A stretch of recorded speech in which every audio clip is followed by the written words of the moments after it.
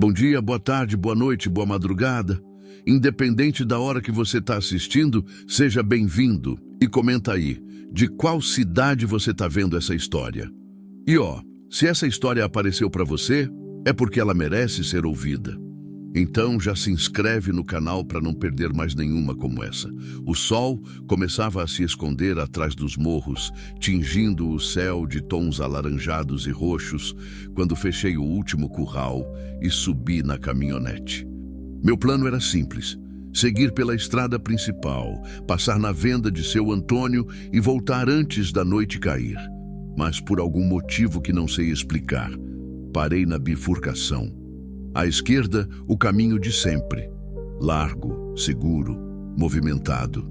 À direita, uma estrada estreita tomada pelo mato alto, quase engolida pela mata. Eu não passava por ali havia anos. Era o tipo de lugar onde ninguém ia sem motivo. E naquele dia não havia motivo algum. Ou melhor, eu achava que não havia. Senti algo estranho, como um empurrão silencioso me dizendo para ir por ali. Suspirei e virei o volante para a estrada esquecida. O mato roçava na lataria da caminhonete. O cheiro de terra seca misturado ao perfume forte das flores de pequi que caíam das árvores. O vento mal passava por ali. O ar era quente e pesado, como se o lugar tivesse parado no tempo. Cada estalo de galho no chão ecoava alto demais, me deixando atento. À frente, nuvens carregadas se formavam. O cheiro de chuva no horizonte avisava que ela não ia demorar.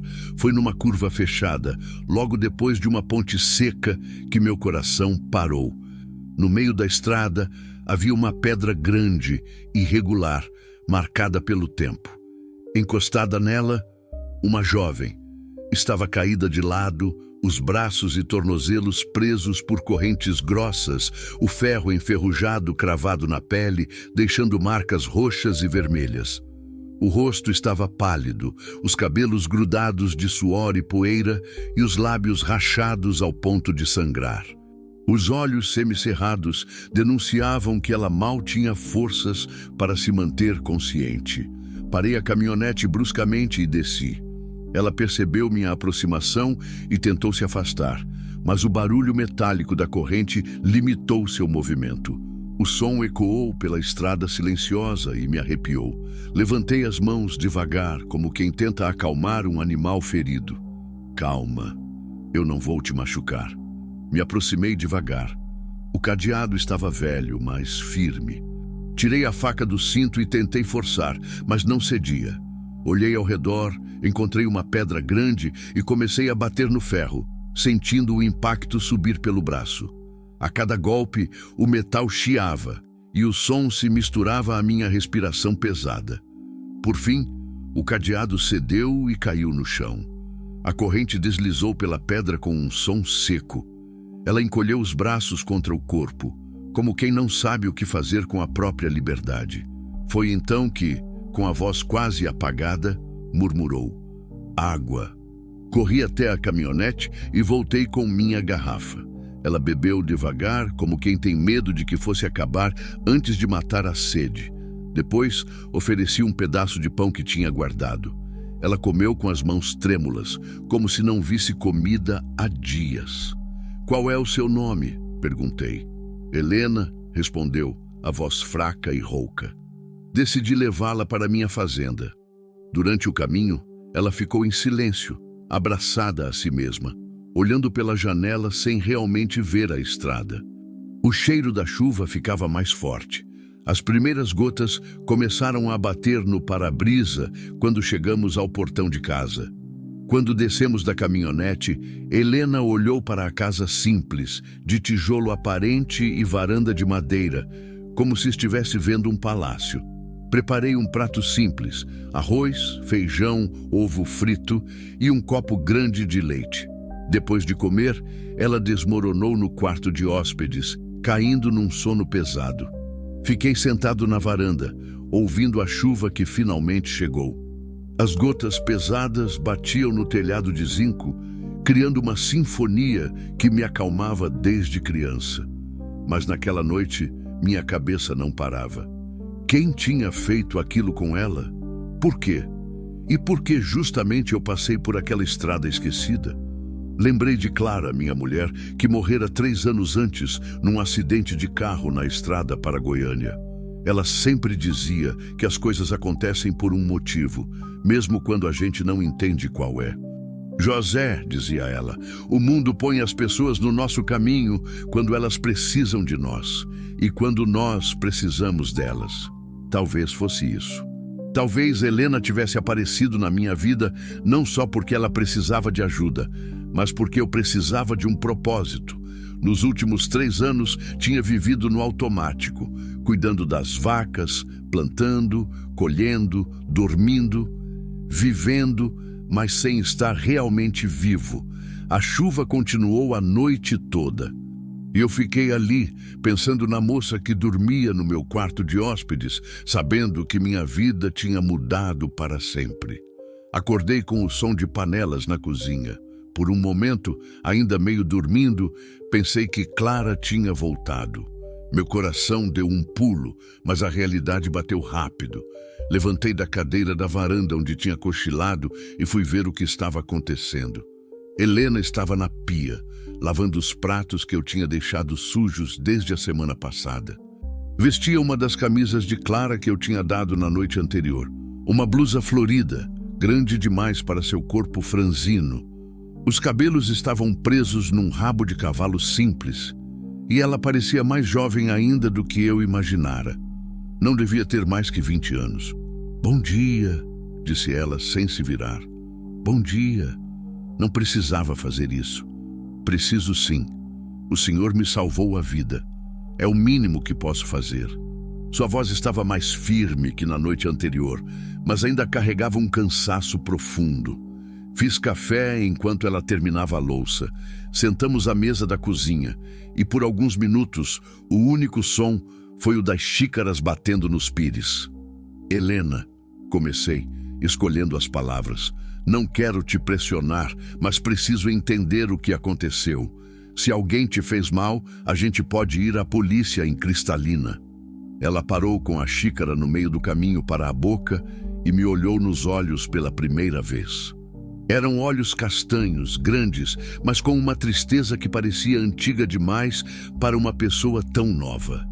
"A polícia não vai me ajudar", disse baixo. "Por que não?" Helena suspirou fundo, como se estivesse se preparando para contar uma história que preferia esquecer.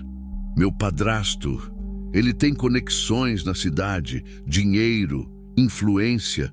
Quando minha mãe morreu há 2 anos, eu não tinha mais ninguém. Ele me levou para morar na casa dele, mas..." Ela parou, engoliu seco. Não era bondade. Era negócio. Senti um aperto no peito. "Que tipo de negócio?"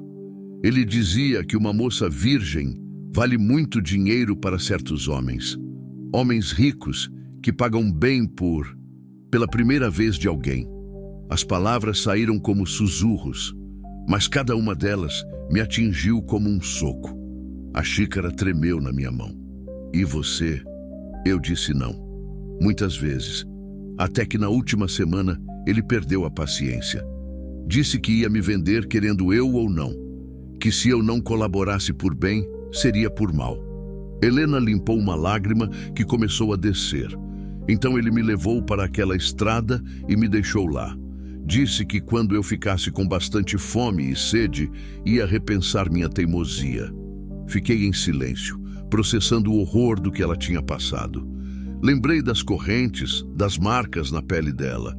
O monstro tinha deixado uma jovem para morrer só porque ela se recusou a ser vendida como um objeto.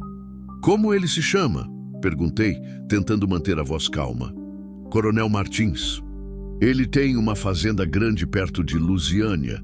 Todo mundo conhece ele por lá. Conhecia o nome. Já tinha ouvido falar dele em rodas de conversa na cidade. Homem rico, poderoso, desses que acham que podem fazer qualquer coisa porque tem dinheiro. O tipo de gente que eu sempre evitei." "Helena, você está segura aqui.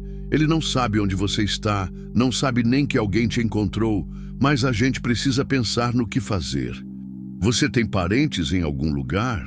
Algum lugar para ir?" Ela balançou a cabeça. Não tenho ninguém. Minha mãe era filha única e meu pai morreu quando eu era pequena. O Coronel Martins era tudo que sobrou da minha família. Sua voz quebrou um pouco. Ou pelo menos era o que eu achava. De repente o telefone tocou. Era um daqueles telefones antigos, de mesa, que fazia um barulho alto demais. Atendi sem pensar. Alô? José Antônio? A voz do outro lado era grossa, autoritária. Aqui é o Coronel Martins. Estou procurando uma moça que desapareceu. Morena, uns 20 anos, cabelo comprido. Você não viu nada estranho nas suas terras, não? Meu sangue gelou. Olhei para Helena, que tinha ficado branca como papel. Ela tinha ouvido a voz do outro lado da linha. Não, coronel, não vi nada não, respondi tentando parecer natural. É que ela fugiu de casa, sabe como é?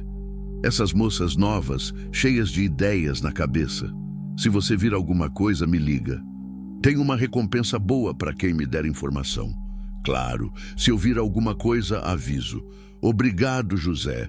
Ah, e se alguém aparecer aí pedindo abrigo ou ajuda, cuidado. Essa moça é perigosa, mente muito, inventa histórias. Não acredite em nada que ela disser. Desliguei o telefone com a mão tremendo. Helena estava encostada na parede, abraçada a si mesma, os olhos arregalados de medo. Ele está me procurando, sussurrou. Ele vai me achar. Não vai, disse, mais firme que me sentia. Não enquanto eu estiver aqui. Mas a verdade é que eu não sabia como ia cumprir essa promessa. O Coronel Martins era um homem poderoso, com recursos, e eu era só um fazendeiro simples, sozinho no mundo. Como ia proteger Helena de um homem assim? Olhei pela janela da cozinha. O céu estava limpo depois da chuva da noite, mas eu sentia uma tempestade se aproximando. Uma tempestade que ia testar tudo o que eu acreditava sobre certo e errado, sobre coragem e medo. Helena veio até mim e pela primeira vez tocou meu braço. Obrigada, disse baixinho, por não me entregar. Naquele momento, vendo o alívio misturado com medo no rosto dela, entendi que não havia volta. Eu tinha feito minha escolha. Agora precisava viver com as consequências e torcer para que fosse forte o suficiente para proteger aquela moça. Os dias seguintes passaram devagar, como costuma acontecer quando a gente está esperando algo ruim chegar. Helena se adaptou à rotina da fazenda de um jeito que me surpreendeu. Acordava cedo, antes mesmo do sol nascer, e já estava na cozinha preparando café quando eu descia. Durante o dia, me acompanhava nos trabalhos mais leves, alimentar as galinhas, regar a horta pequena que Clara tinha plantado e que eu mantinha meio abandonada, arrumar a casa. Ela não falava muito, mas sua presença mudou a energia do lugar. A casa, que estava silenciosa demais desde que Clara partiu, agora tinha vida. Pequenos sinais, uma panela no fogo, uma roupa no varal, o som de alguém cantarolando baixinho enquanto varria o chão. Foi no 5º dia que Helena me fez uma pergunta que me pegou desprevenido. José, por que você nunca pergunta se eu estou falando a verdade? Estávamos na varanda, no fim da tarde, tomando um café e olhando o gado no pasto. O sol estava baixo, pintando tudo de dourado, e os grilos já começavam sua música noturna. Por que eu perguntaria isso? Respondi. O Coronel Martins disse no telefone que eu minto muito, que invento histórias. Ela mexia a colher no café sem necessidade, nervosa. A maioria das pessoas duvidaria. Pensei um pouco antes de responder.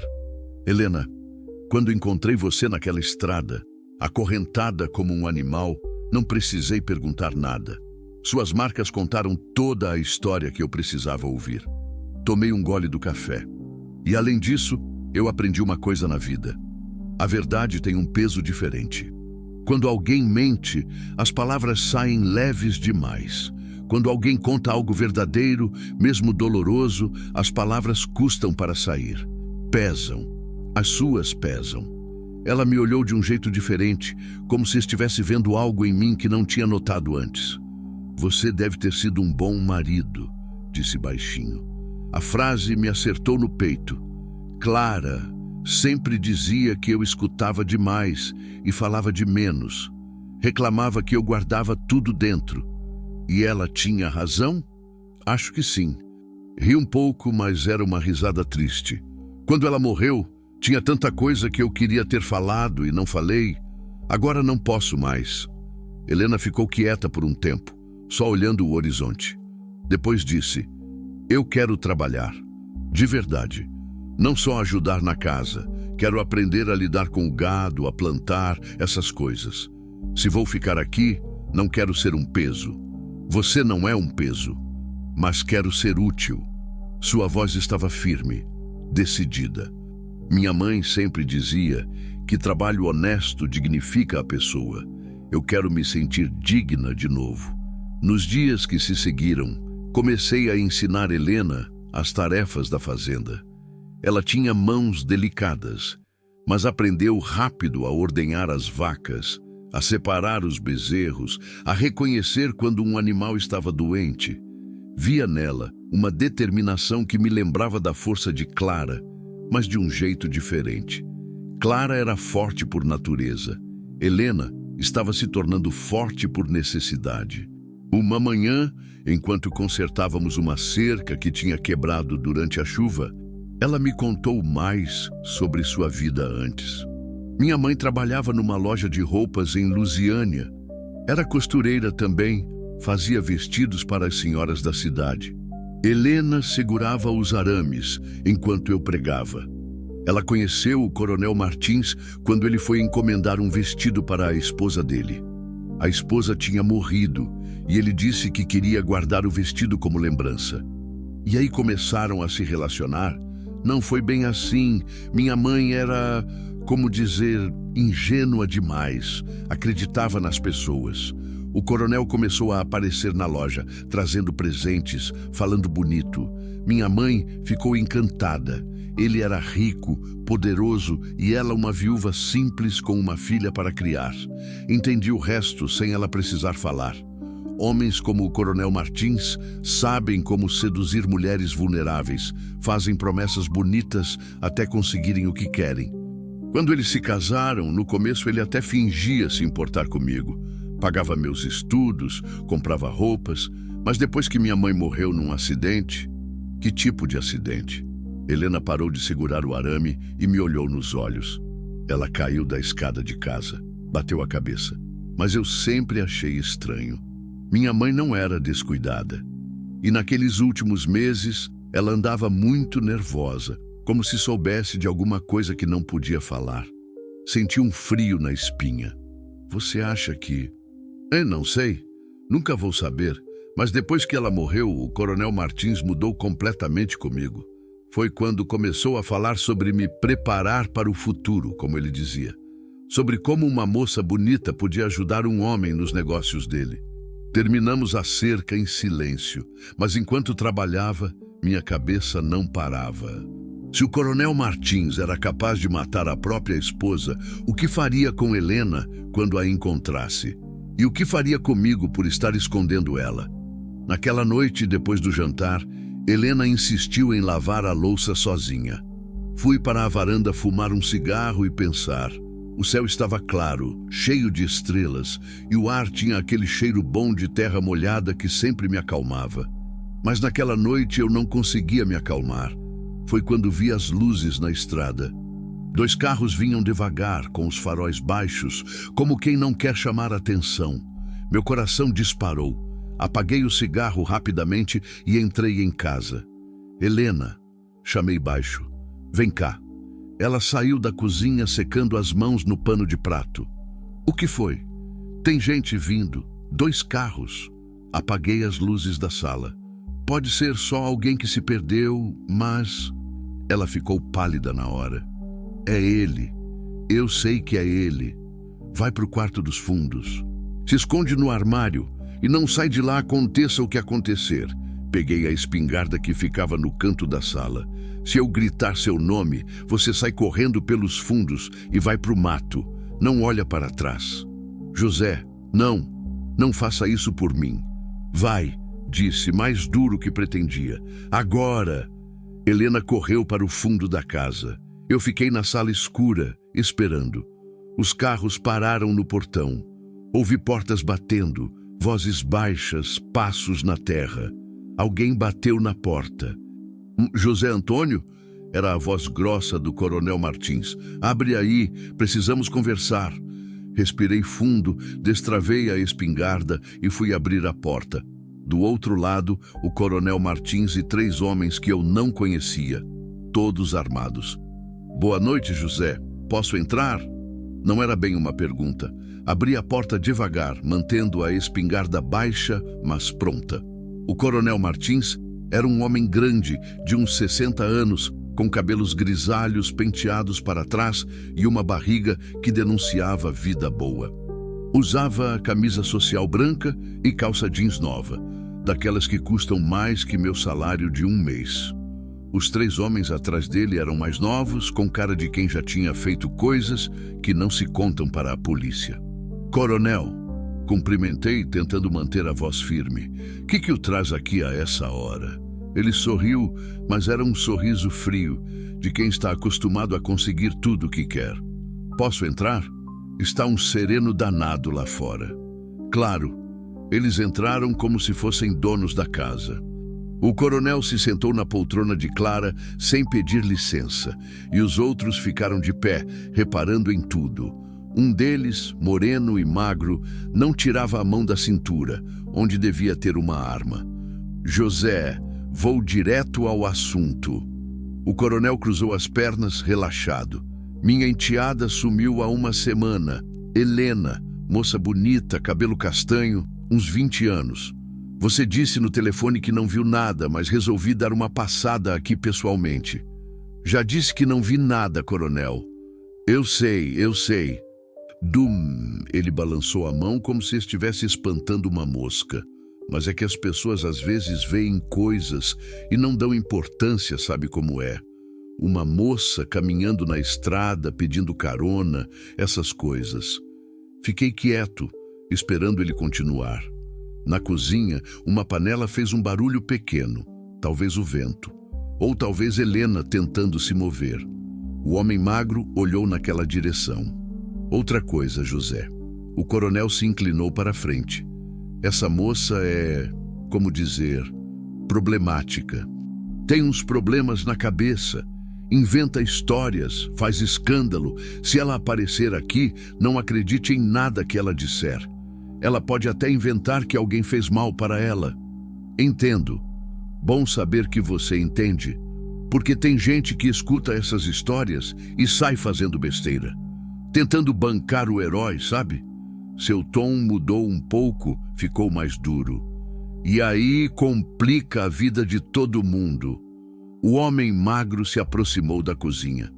Coronel, posso dar uma olhada? Meu coração disparou. Olhada no quê? Só curiosidade. Casa bonita. O coronel sorriu de novo. Pode ir, Zé Carlos. Zé Carlos foi até a cozinha. Ouvi suas botas no chão de cimento, o barulho dele abrindo armários. Cada segundo parecia 1 hora. Rezei para que Helena estivesse bem escondida no quarto dos fundos. Coronel, com todo respeito, o que vocês estão procurando na minha cozinha? Calma, José. É só uma verificação de rotina. Ele tirou um cigarro do bolso e acendeu sem pedir licença. Você não se incomoda, né? Zé Carlos voltou da cozinha. Nada, coronel. Só louça lavada, mas tem 2 xícaras na pia. Merda. Esqueci das xícaras do café da tarde. 2 xícaras? O coronel me olhou com interesse renovado. Você recebeu visita hoje, José? Meu vizinho, seu Orlando, passou aqui de tarde. Ah, o Orlando. Conheço ele. O coronel deu uma tragada longa. Homem trabalhador. Quantos anos mesmo que a esposa dele morreu? Era uma pegadinha. Seu Orlando nunca foi casado. Ele nunca casou, coronel. Ah, é mesmo. Confundi com outro. Ele sorriu, mas seus olhos continuavam duros. Zé Carlos, vai dar uma olhada nos quartos. Coronel, peraí. Me levantei da cadeira. O senhor não pode ficar revistando minha casa assim. Precisa de mandado para isso. Os outros 2 homens se mexeram, ficaram mais atentos. O coronel levantou a mão, um gesto para eles ficarem calmos. José, José, estou sendo educado aqui, pedindo com bons modos. Sua voz ficou mais baixa, mais perigosa. Mas posso deixar de ser educado, se for necessário. Você entende o que estou dizendo? Entendi perfeitamente. Eles iam revistar a casa, querendo eu ou não. E se encontrassem Helena? Tudo bem, disse. Mas rapidinho, tenho que levantar cedo amanhã. Zé Carlos foi pelo corredor. Ouvi ele abrindo portas, mexendo em coisas. Primeiro o meu quarto, depois o banheiro. Por fim, o quarto dos fundos onde Helena estava escondida. O silêncio durou uma eternidade. Coronel! Zé Carlos gritou do fundo da casa. Melhor vir aqui. Meu sangue gelou. O coronel se levantou devagar, jogou o cigarro no chão e pisou em cima. Vamos, José, vamos ver o que o Zé Carlos achou. Caminhamos pelo corredor como se estivéssemos indo para um funeral. Meu funeral, talvez. Quando chegamos no quarto, Zé Carlos estava parado na frente do armário aberto. O que foi? Perguntou o coronel. Olha isso aqui. Zé Carlos apontou para o chão do armário. Roupas de mulher. E não são roupas velhas, não. Tem cheiro de perfume fresco. Eram as roupas que eu tinha dado para Helena, as roupas de Clara. Interessante, disse o coronel me olhando. José, você não me disse que tinha uma mulher morando aqui. Não tenho. Então de quem são essas roupas? Pensei rápido. Da minha esposa, Clara. Ela morreu há 3 anos, mas ainda não consegui me desfazer das coisas dela. O coronel pegou uma das blusas e cheirou. Cheiro bem fresco para roupa de defunta, não acha? Eu, às vezes, passo perfume nelas. Me lembra dela. Era a desculpa mais ridícula que eu podia ter inventado, mas foi o que saiu. O coronel riu baixinho. José, José, você está mentindo para mim. Ele largou a blusa e chegou mais perto. E eu não gosto quando mentem para mim. Foi nesse momento que ouvimos o barulho. Um espirro vindo de debaixo da cama. Todos olharam para baixo ao mesmo tempo. Zé Carlos se abaixou e olhou embaixo da cama. Coronel, disse ele, a voz cheia de satisfação. Encontrei. Meu mundo desabou. Helena estava encolhida debaixo da cama, tremendo como uma folha. Zé Carlos a puxou pelo braço, não muito delicado. Olá, minha querida, disse o coronel, e sua voz estava doce demais, perigosa demais. Que saudade que eu estava de você. Helena me olhou com desespero, como se estivesse pedindo desculpas por ter sido descoberta. Eu queria dizer que não era culpa dela, que eu que tinha falhado em protegê-la, mas as palavras não saíam.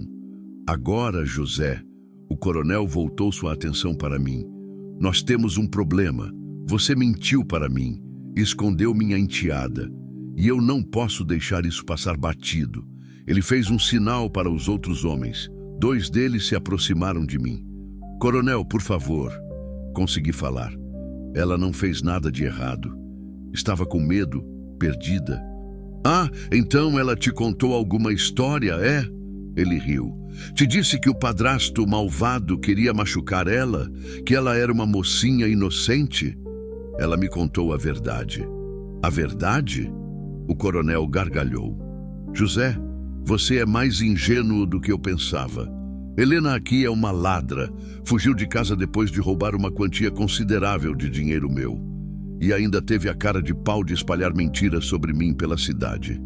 Isso não é verdade! Helena gritou pela primeira vez. José, não acredite nele. Ele está mentindo. Cala a boca, disse Zé Carlos, apertando o braço dela com mais força.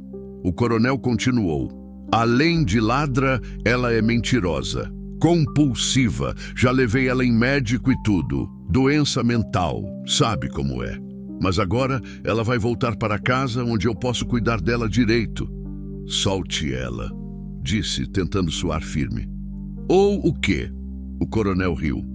Você vai fazer o quê, José? Atirar em mim? Matar 4 homens armados? Você nem sequer destravou essa espingarda direito. Olhei para a arma na minha mão. Era verdade. Estava tão nervoso que esqueci de destravá-la completamente. Mas vou fazer um acordo com você, continuou o coronel. Você finge que nada disso aconteceu e eu finjo que você não me mentiu. Todo mundo fica feliz. Helena volta para casa. Você continua sua vida pacata aqui na fazenda e ninguém sai machucado. E se eu disser não? O sorriso do coronel sumiu.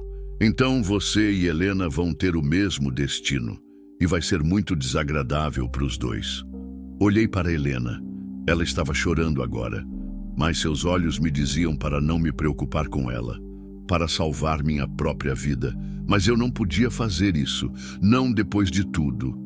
Coronel, disse, e minha voz saiu mais calma do que eu esperava.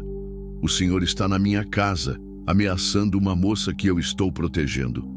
Acho melhor o senhor ir embora. Agora, o silêncio que se seguiu foi pesado como chumbo. O coronel me olhou como se estivesse vendo um bicho exótico. José, você tem certeza do que está fazendo? Tenho. Ele suspirou como se estivesse chateado de ter que fazer algo desagradável. Pena, eu gostava de você. Fez outro sinal para os homens, e foi quando tudo virou caos. O primeiro homem veio na minha direção, mas eu estava esperando. Girei a espingarda e acertei ele com o cabo na lateral da cabeça. Ele caiu pesado, batendo no chão de madeira com um estrondo. O segundo já estava sacando a arma quando disparei a espingarda para o alto. O barulho foi ensurdecedor no quarto pequeno. Todo mundo se abaixou instintivamente e eu aproveitei para gritar: Helena, corre! Ela se soltou de Zé Carlos, que estava atordoado pelo barulho, e saiu correndo pelo corredor. Ouvi seus pés descalços batendo no chão, depois a porta dos fundos se abrindo com força. Pega ela! Gritou o coronel. Não deixa escapar. Zé Carlos e o terceiro homem saíram correndo atrás dela. Fiquei sozinho com o coronel e o homem que eu tinha derrubado, que estava gemendo no chão, segurando a cabeça. Você fez uma besteira muito grande, José, disse o coronel. E agora sua voz estava diferente, fria como gelo. Uma besteira que vai custar caro. Ele tirou uma pistola da cintura. Uma coisa prateada e reluzente que parecia cara. Apontou para mim com a mão firme de quem já tinha feito aquilo muitas vezes. Onde você aprendeu a lutar assim? Perguntou quase curioso. Exército. Há muito tempo. Mantive a espingarda apontada para ele, mas já tinha usado o único tiro. Coronel, ainda dá tempo de parar com isso. Deixa a moça ir embora e todo mundo esquece o que aconteceu aqui. Ele riu, mas era uma risada sem alegria. José, você não entende. Helena vale muito dinheiro. Muito mesmo. Tem um cliente esperando há semanas. Pagou adiantado. Eu não posso simplesmente deixar ela fugir. Não é que tipo de cliente paga por uma moça? O tipo que tem gostos específicos e muito dinheiro para satisfazer esses gostos. Seus olhos brilharam com uma ganância nojenta. Helena é especial. Moça bonita, intacta, assustada. Tem homem que paga uma fortuna por isso. Senti vontade de vomitar. Você é um monstro. Sou um homem de negócios. Ele deu de ombros. E você é um obstáculo nos meus negócios. Foi nesse momento que ouvimos os gritos lá fora. Helena estava gritando, um som de desespero que me cortou como faca. Depois veio a voz de Zé Carlos. Coronel, ela subiu numa árvore, não quer descer. O coronel suspirou, irritado. Imbecis. Ele me olhou. Vamos resolver isso, José. Você vai lá fora, vai convencer ela a descer da árvore e todo mundo vai embora daqui civilizadamente. E se eu disser não? Então eu mato você aqui mesmo e vou buscar ela eu mesmo. De qualquer jeito, ela vai comigo. A única diferença é se você vai estar vivo ou morto quando isso acontecer. O homem no chão conseguiu se sentar, ainda meio tonto. Sangue escorria de um corte na testa. Coronel, deixa eu matar esse desgraçado. Calma, Júlio. O José aqui é inteligente. Ele vai colaborar. O coronel não tirou a arma de mim. Não vai, José. Olhei para a janela do quarto. Lá fora, via a luz das lanternas dos homens procurando Helena. Ouvi ela gritar de novo e dessa vez reconheci onde ela estava. Na velha mangueira grande que ficava atrás da casa, a mesma árvore onde Clara subia quando criança, segundo ela me contava. Tá bom, disse. Vou convencer ela. Homem inteligente. O coronel sorriu.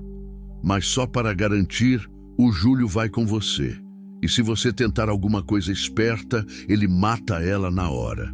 Saímos da casa, os três juntos. Lá fora, a noite estava clara, com lua cheia, iluminando o quintal. Zé Carlos e o outro homem estavam parados embaixo da mangueira, apontando lanternas para cima. Entre as folhas, via o vestido claro de Helena. Helena! Gritei. Sou eu, José! Vou chegar aí! Não!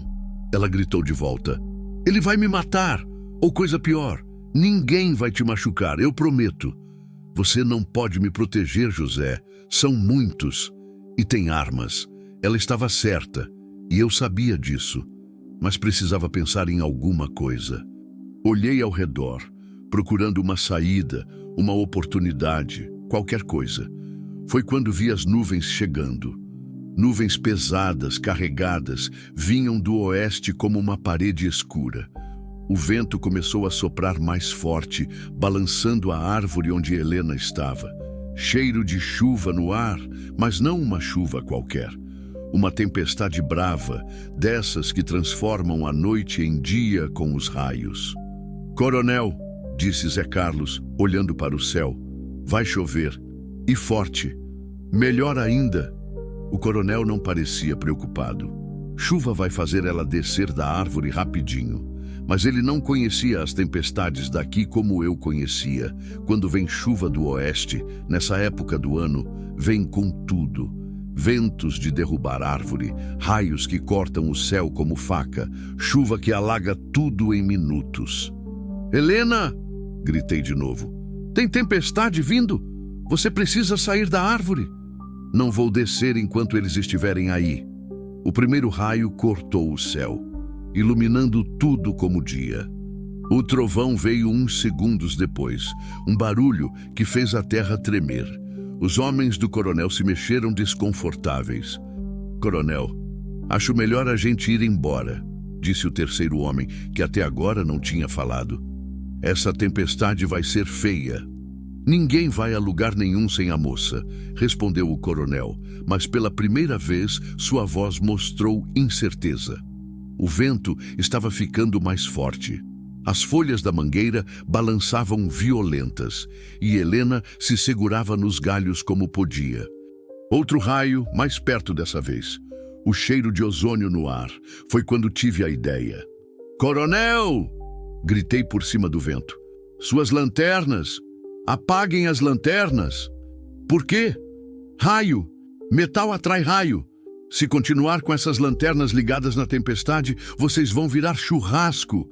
Era mentira, claro. Ou pelo menos não era bem assim que funcionava.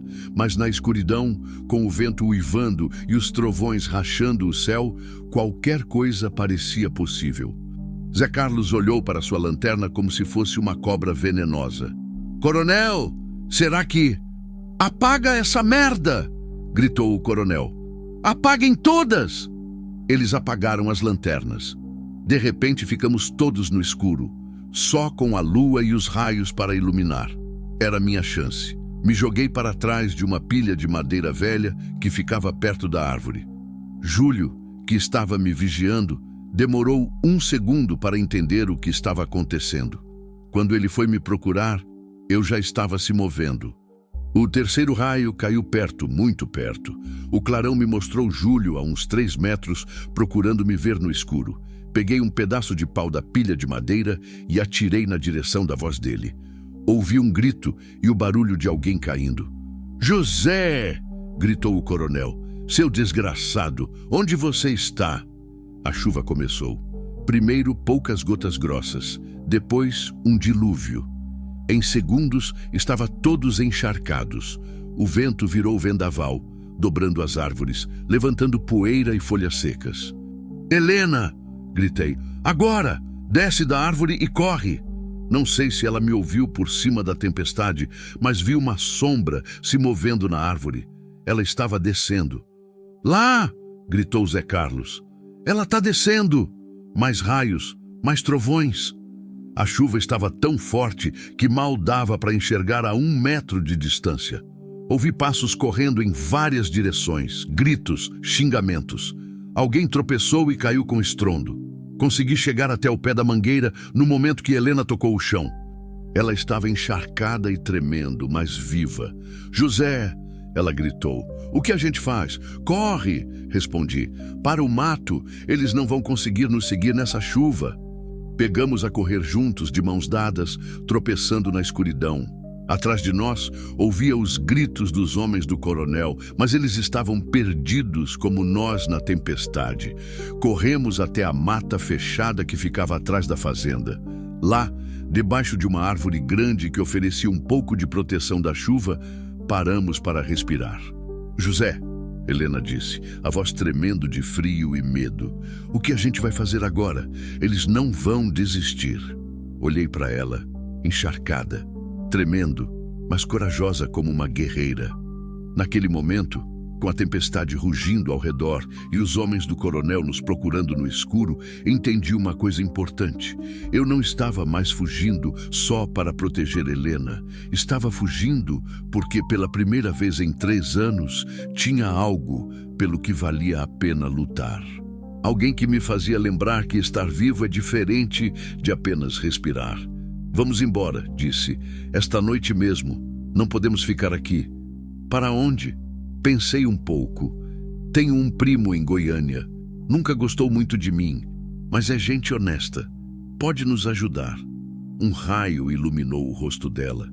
Vi medo, mas também determinação. José, você não precisa fazer isso. Pode fingir que eu fugi sozinha na tempestade. Ele vai acreditar. Helena. Segurei as 2 mãos dela. 3 anos atrás, quando Clara morreu, eu pensei que minha vida tinha acabado, que eu só estava esperando a hora de morrer também. Mas você me fez lembrar que ainda sou capaz de proteger alguém, de fazer algo que importa. Não vou deixar você enfrentar isso sozinha. Ela chorou, mas dessa vez não era só de medo, era de alívio, de gratidão, de alguma coisa que nenhum dos dois conseguiria explicar, mas que estava ali, real como a chuva que molhava nossos rostos. A tempestade continuou rugindo pela noite, e nós ficamos ali, planejando nossa fuga, 2 fugitivos unidos pelo destino e pela coragem de fazer o que era certo, mesmo que custasse tudo.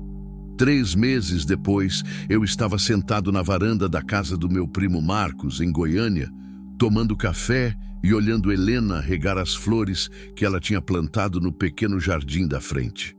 O sol da manhã batia no cabelo dela, que agora estava mais comprido e brilhante. Ela tinha ganhado peso, perdido aquele ar assombrado que carregava quando a encontrei na estrada. A fuga tinha sido mais difícil do que imaginávamos. Naquela noite da tempestade, ficamos escondidos na mata até o amanhecer. Quando os homens do coronel finalmente desistiram de nos procurar no escuro e foram embora, voltamos para casa só para pegar algumas coisas essenciais. Dinheiro que eu tinha guardado, documentos, a foto de Clara que ficava na mesa de cabeceira.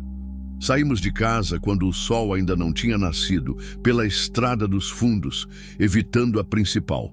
Na caminhonete velha, com Helena deitada no banco traseiro coberta por uma lona para não ser vista, dirigimos até Goiânia sem parar. Cada carro que passava na direção contrária fazia meu coração acelerar. Marcos nos recebeu sem fazer muitas perguntas. Era um homem prático, trabalhador, que entendia que às vezes a vida coloca a gente em situações onde não dá para explicar tudo nos detalhes. Vocês podem ficar o tempo que precisar, disse apenas, mas Helena vai ter que conseguir documentos novos se quiser trabalhar na cidade. Foi o que ela fez. Com a ajuda de um advogado que Marcos conhecia, conseguimos mudar o nome dela legalmente, criar uma nova identidade. Helena se tornou Ana Cristina Santos, de Cristalina, Goiás. Uma moça simples que tinha vindo para a capital procurar trabalho e uma vida melhor. E ela encontrou os dois. Primeiro arranjou emprego numa padaria pequena, no setor onde Marcos morava. O dono, seu Valdir, era um homem bonachão que ficou impressionado com a dedicação dela. Helena, Ana, chegava sempre antes da hora, trabalhava sem reclamar, tratava os clientes com uma gentileza que vinha de quem conhece o valor de ser tratado bem. Em poucas semanas, seu Valdir a promoveu para a caixa. Em 2 meses, ela estava praticamente administrando a padaria. Essa moça tem um dom, ele me disse uma vez. Entende de gente, sabe como fazer as coisas funcionarem. Quanto a mim, no começo eu não sabia o que fazer. Tinha vendido a fazenda para o vizinho por um preço justo, mas não era homem de cidade. O barulho, o movimento, a pressa de todo mundo me deixavam inquieto. Marcos tentou me arranjar trabalho numa empresa de segurança, mas eu não me adaptei. Foi Helena que sugeriu a solução. José, disse ela numa noite enquanto jantávamos na cozinha pequena de Marcos, você já pensou em dar aulas de direção? Para pessoas que têm medo de dirigir? Como assim? Você é paciente, calmo, ensina bem. Ela mexia o feijão no prato, pensativa. E tem muita gente na cidade que precisa aprender a dirigir, mas tem medo. Principalmente mulheres que passaram por situações difíceis. A ideia era boa, melhor que boa. Em algumas semanas já tinha 5 alunas regulares. Mulheres que tinham saído de relacionamentos abusivos e precisavam aprender a dirigir para ter independência. Mães solteiras que precisavam do carro para trabalhar. Moças como Helena que estavam recomeçando a vida. Descobri que tinha jeito para ensinar. Talvez porque entendia o medo. Sabia o que era se sentir perdido, vulnerável, sem saber para onde ir. Com o tempo, consegui até abrir uma pequena autoescola em sociedade com um amigo de Marcos. Mas o mais importante era ver Helena, Ana, florescendo. Ela fazia aulas de contabilidade à noite no Senac. Tinha planos de um dia abrir o próprio negócio. Falava de criar uma padaria especializada em doces caseiros, dessas que fazem as pessoas se sentirem em casa. Quero um lugar onde as pessoas se sintam seguras, dizia. Um lugar que cheire a carinho. Nos fins de semana, íamos ao Parque Areião. Ela gostava de sentar perto do lago e ficar olhando as famílias, as crianças brincando, os casais namorando. É bonito ver gente feliz, dizia. Me lembra que é possível.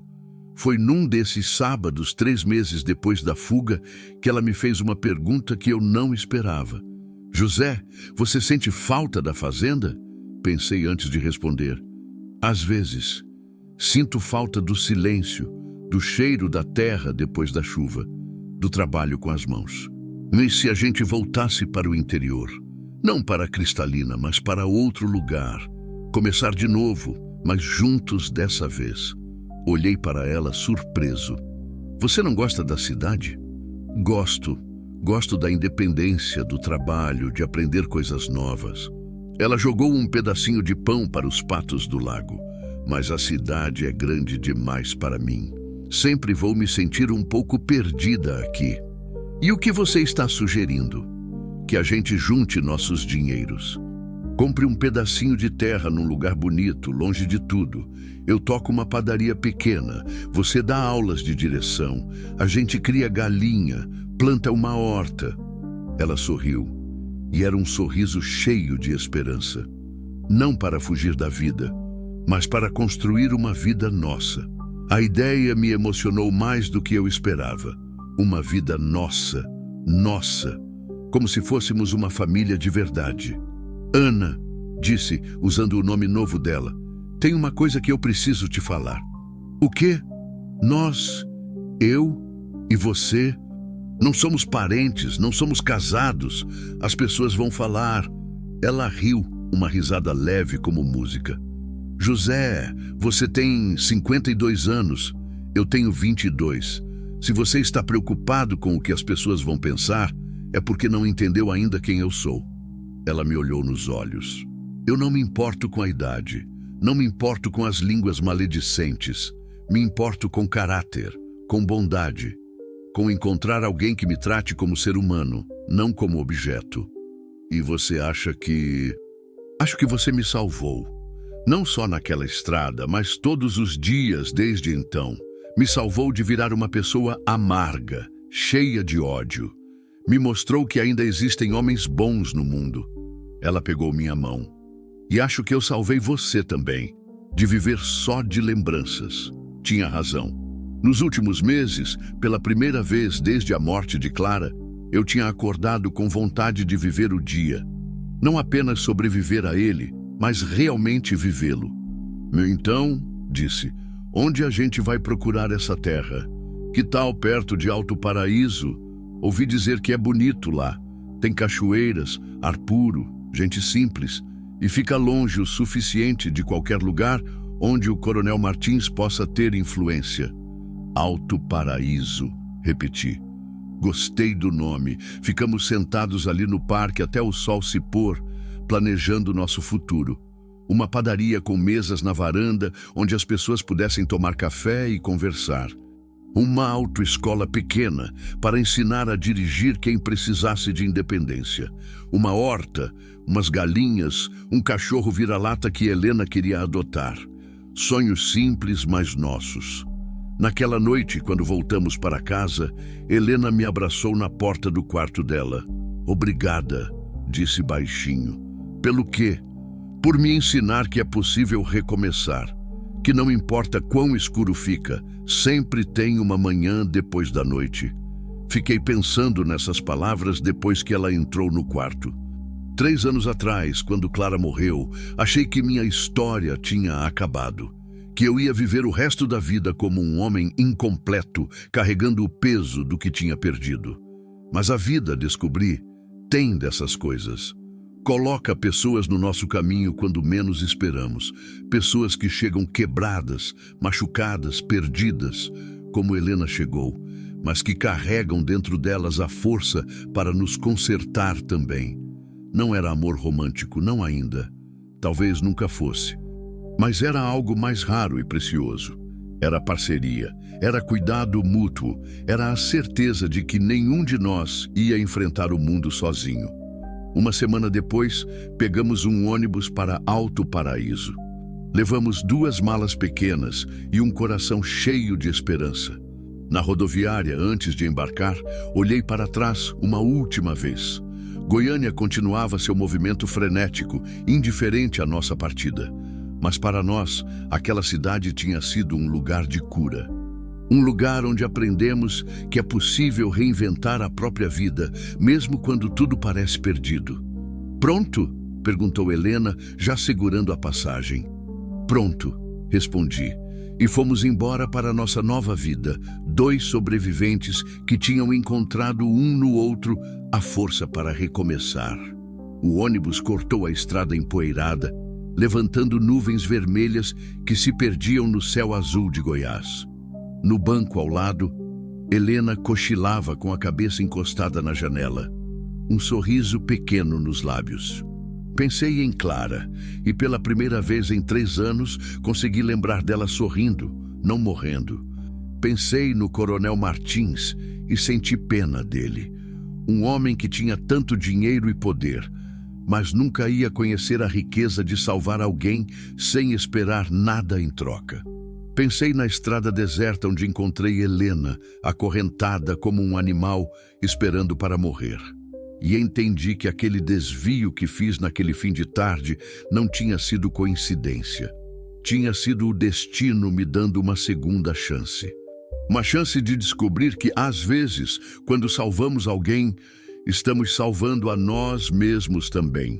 O ônibus seguiu pela estrada poeirenta, carregando 2 corações curados e uma história de esperança que ninguém mais ia conseguir nos tirar. Entre a seca e a chuva, nós tínhamos encontrado nosso lugar ao sol. Há encontros na vida que nos transformam para sempre. Não porque mudam quem somos, mas porque nos lembram de quem sempre fomos capazes de ser.